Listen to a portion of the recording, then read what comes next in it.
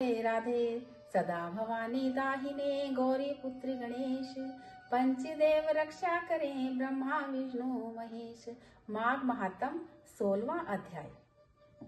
कार्तवीर्य कहने लगे कि हे भगवान, वह राक्षस कौन था और कांचन मालिनी कौन थी? उसने अपना धर्म कैसे दिया और उनका साथ कैसे हुआ? हे ऋषि, अत्रि ऋषि की संतानों के सूर्य, यह कथा सुनाकर मेरा कौतूहल दूर कीजिए। तब दत्तात्रेय जी कहने लगे कि राजन, इस पुरातन विचित्र इतिहास को सुनो। कांचन मालिनी नाम की एक सुंदर अप्सरा थी जो माघ मास में स्नान में करने के पश्चात कैलाश पर जा रही थी। तब उसको मार्ग में जाते हुए हिमालय के कुंज से एक घोर राक्षस ने देखा।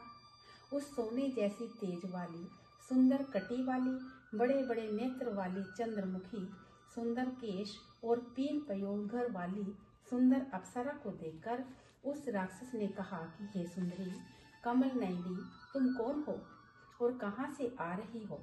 तुम्हारे वस्त्र और वेणी भीगी हुई क्यों है?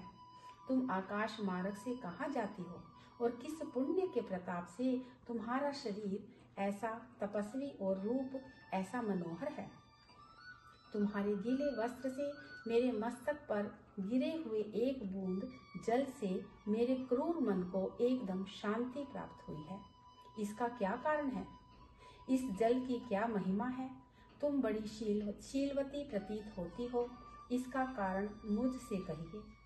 अप्सरा ने कहा कि हे राक्षस, सुनो, मैं काम रूपिणी अप्सरा हूँ। मैं प्रयाग में संगम से स्नान करके आ रही हूँ, इसी से मेरे वस्त्र भीगे हैं। अब कैलाश पर जा रही हूँ, जहाँ पर श्री निवास करते हैं। त्रिवेणी के जल से मेरी सब क्रूरता दूर हो गई, जिसके पुण्य के प्रभाव से मैं इतनी सुंदर और पार्वती जी की प्रिय सखी हुई। सो आश्चर्य देने वाला उदाहरण मुझसे ब्रह्मा जी ने कहा था, सो सुनो। मैं कलिंग देश के राजा की वैश्य थी, रूप लावण्य सुंदरता में अपूर्व थी। मेरी सुंदरता पर सारा नगर मोहित था और मैंने अनेकों प्रकार के भोग भोगे। अनेक प्रकार के वस्त्र और आभूषणों की घर में कोई कमी नहीं थी। कई कामी पुरुष आपस में स्पर्धा से मृत्यु को प्राप्त हो गए। इस तरह उस नगर में बड़ी सुंदरता से यौवन व्यतीत हुआ और मैं वृद्धा अवस्था को प्राप्त हो गई। तब मेरे मन में विचार उत्पन्न हुआ कि मैंने अपनी सारी आयु पापों में ही व्यतीत कर दी। धर्म का कोई भी कार्य, दान, तप, यज्ञ आदि कुछ भी नहीं किया। शिव तथा दुर्गा की आराधना भी नहीं की, न कभी भगवान विष्णु का पूजन किया। इस प्रकार अशांत चित्त से मैंने एक ब्राह्मण की शरण ली, जो वेदों का ज्ञाता और ब्रह्मनिष्ठ था। मैंने उनसे पूछा कि मेरा निस्तार किस प्रकार हो सकता है।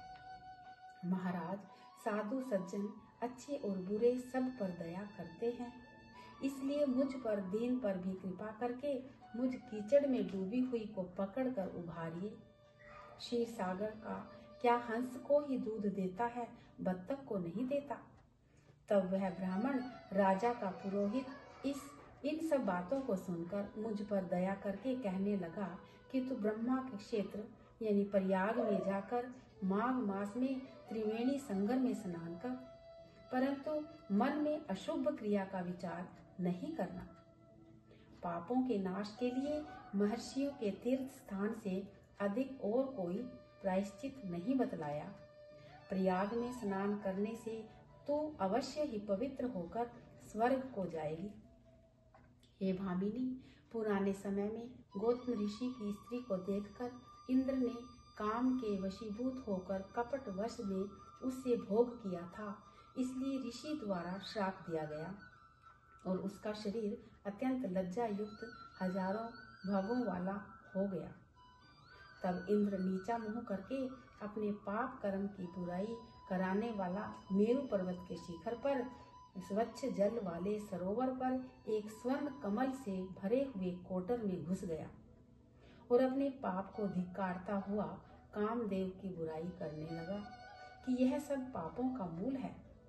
इसे ही वशीभूत होकर मनुष्य नरक में जाते हैं और अपनी धर्म, कीर्ति, यश और धैर्य का नाश करते हैं। इंद्र ऐसा सोच रहा था, सो इंद्र के बिना सारा देवलोक शोभाहीन हो गया। तब देवता, गंधर्व, किन्नर, लोकपाल इंद्राणी के सहित बृहस्पति जी से जाकर पूछने लगे कि महाराज, इंद्र के न रहने से स्वर्ग ऐसा शोभाहीन हो गया है जैसे सतपुत्र के बिना श्रेष्ठ कुल। इसलिए स्वर्ग की शोभा के लिए कोई क्रिया सोचिए। इस विषय में देर नहीं करनी चाहिए। तब बृहस्पति जी कहने लगे कि इंद्र ने बिना सोचे विचारे जो कर्म किया है उसका फल भोग रहा है, सो वह कहाँ पर यह सब जानता हूँ। फिर गुरु जी ने सबको साथ लेकर स्वर्ण कमलों से युक्त बड़े सरोवर में इंद्र को देखा, जिसका मुख मलिन और आंखें बंद थी। तब इंद्र ने बृहस्पति जी के चरणों का पकड़ लिया और कहा कि इस पाप का उद्धार करके आप मेरी रक्षा कीजिए। तब बृहस्पति जी ने इंद्र से कहा कि प्रयाग में स्नान करने से ही तुम पाप मुक्त हो जाओगे। तब इंद्र सहित सबने ही प्रयाग में जाकर संगम में स्नान किया और त्रिवेणी स्नान से इंद्र पाप मुक्त हो गए। तब बृहस्पति जी ने इंद्र को वरदान दिया कि तुम्हारे शरीर में जितने अंग हैं सब नेत्र हो जाएं। तब इंद्र ब्राह्मण के वर से 1000 नेत्रों से ऐसा सुशोभित हुआ जैसे मान सरोवर में कमल शोभायमान होता है। माघ महात्म 16वां अध्याय समाप्त। राधे राधे।